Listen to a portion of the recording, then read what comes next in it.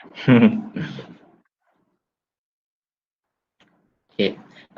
Bismillahirrahmanirrahim. Assalamualaikum dan salam sejahtera kepada semua. Nama saya Muhammad Aiman Haikal bin Muhammad Rozi. Nombor metrik saya S593756. Saya daripada kos Biologi Meri.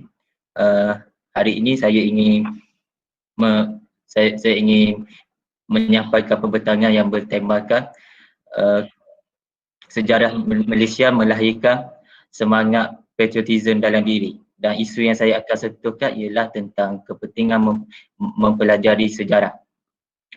Sebelum itu saya akan menerangkan sedikit tentang sejarah. Sejarah merupakan kisah silam atau sesuatu yang berlaku. Sejarah adalah sangat penting kerana sejarahlah yang menggambarkan kemegahan sesuatu tamadun. Tanpa sejarah pastinya runtuh sebuah tamadun itu. Mata pelajaran sejarah sering dikatakan susah oleh para pelajar masa kini. Namun, mereka tidak memahami bahawa sejarah amat penting untuk masa depan negara. Jadi, mereka yang gagal untuk mempelajari sejarah pastinya akan mengulangi kesilapan orang kita pada masa dahulu. Oleh itu, pentingnya kita semua mempelajari sejarah. Tujuan saya di sini adalah untuk menyatakan kepentingan mempelajari sejarah. Antara kepentingan utama mempelajari sejarah adalah dapat memupuk semangat patriotism atau semangat cintakan akan negara. Perasaan ini timbul apabila kita mempelajari sejarah tanah air kita, dan dengan itu akan lahirnya rasa bangga terhadap negara dan bangsa. Tanpa semangat ini, maruah negara kita boleh tercalak atau lahirnya warga negara yang sanggup menggadai dan menjual maruah negara seperti terlibat dalam kegiatan penyeludupan warga asing, menjadi tali barut dan sebagainya. Semangat patriotism timbul apabila kita mengetahui dan memahami siapa diri bangsa dan negara kita, serta mempunyai pengetahuan teguh tentang sejarah negara kita. Selain itu, kepentingan sejarah juga dapat melahirkan sikap menghargai jasa perjuangan dalam diri. Apabila seorang itu mempelajari sejarah, mereka pastinya akan mengetahui tentang sejarah perjuangan-perjuangan tanah air kita seperti Tok Janggut, Maharaja Lela, Mak Kilau dan Tok Gajah. Mereka ini semua sanggup menggadai nyawa dan meninggalkan anak mereka, isteri mereka untuk mempertahankan tanah air dari penjajah dan membela maruah orang Melayu untuk menegakkan keadilan, sehingga pejuang-pejuang ini sanggup mengorbankan diri sehingga titisan darah yang terakhir. Sebagai contoh, kita boleh lihat macam mana perjuangan Tok Janggut di Kelantan sehingga dia terkorban satu peristiwa di mana Tok Janggut digantungkan secara songsang di Kota Baru, menunjukkan Tok Janggut telah ditewaskan oleh penjajah. Apabila peristiwa ini pastinya akan diingati oleh generasi negara sekarang dan akan melahirkan semangat cinta akan negara. Mereka pasti akan tanda menghormati atau menghargai jasa pejuang-pejuang negara kita. Di samping itu, nilai-nilai yang baik yang ditunjukkan oleh pejuang terdahulu akan menjadi teladan oleh generasi sekarang. Hal ini secara tidak langsung akan dapat melahirkan generasi yang mempunyai jati diri yang tinggi untuk mempertahankan maruah negara kita. Perkara ini menjadi penyumbang positif kepada masa depan negara kita.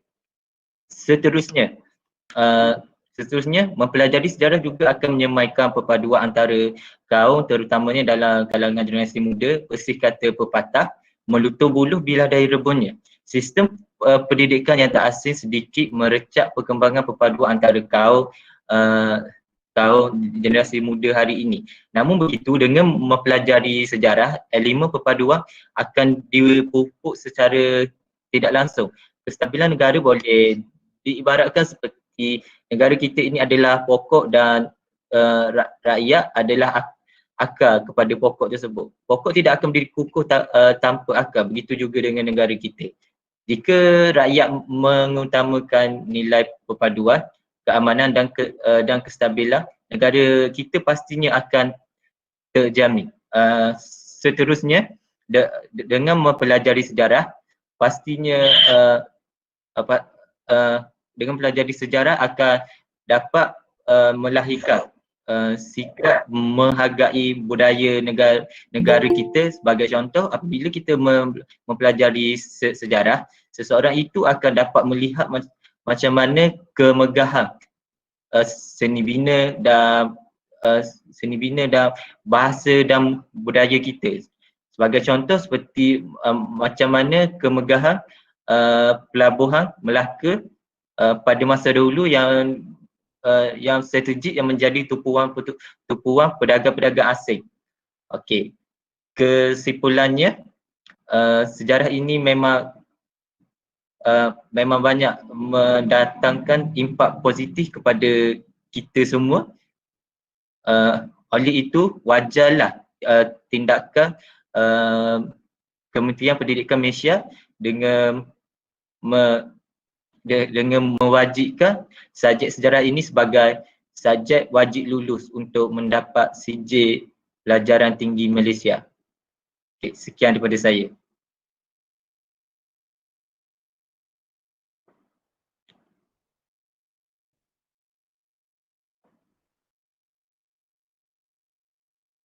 Doktor, tak dengar Doktor.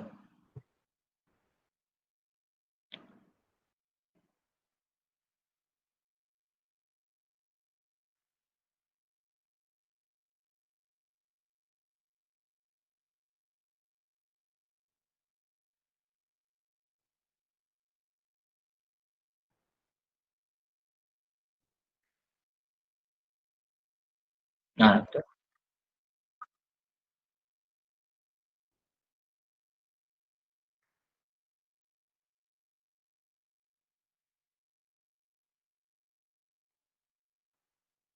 uh, uh, pada pendapat saya, untuk orang kampung menerapkan nilai sejarah dalam diri ialah apabila seperti jawatankuasa kampung mengadakan program komuniti seperti menyambut hari kemerdekaan.